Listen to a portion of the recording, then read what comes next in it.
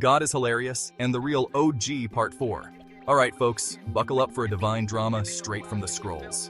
This tale kicks off with the word of the Lord, delivered through none other than Samuel himself, spreading like wildfire across Israel. Now, picture this. Israel's gearing up for a showdown against the Philistines, setting camp beside Ebenezer, while their foes take their stance at Aphek.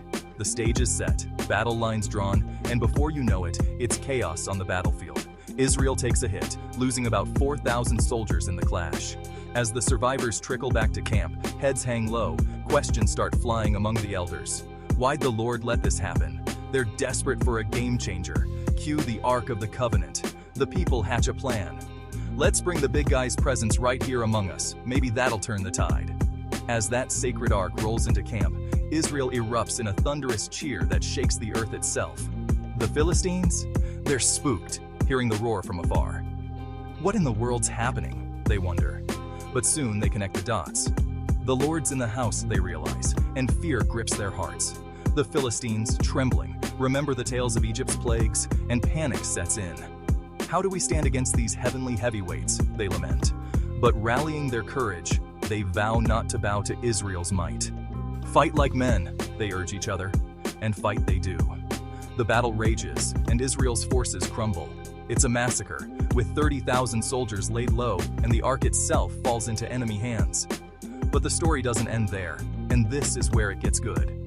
The Philistines, triumphant, seize the ark, hauling it to Ashdod, only to face divine retribution. Dagon, their chief deity, falls flat before the ark, humiliated. Plagues and tumors afflict the land, driving the Philistines to desperation. Fearing the wrath of Israel's God, they shuffle the ark from city to city, each move met with calamity. Finally, they concede defeat, sending the ark back to Israel with offerings to appease the angered deity. In Beth Shemesh, the ark finds a temporary home, celebrated by the people, but tragedy strikes again as curious onlookers pay the ultimate price for peeking inside.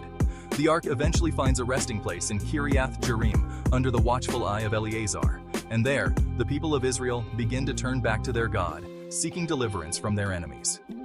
Under Samuel's guidance, they gather at Mizpah, repenting of their sins and crying out to the Lord for salvation. And in a divine twist, their prayers are answered. Thunder rolls, confusion reigns, and the Philistines scatter before Israel's renewed strength. So there you have it, folks. A tale of triumph and tragedy, of divine intervention and human folly. Through defeat and despair, Israel learns a valuable lesson to turn back to their God with all their hearts, for He alone is their deliverer and the original gangster. Hit that follow button, and let's dive deeper into the divine comedy together.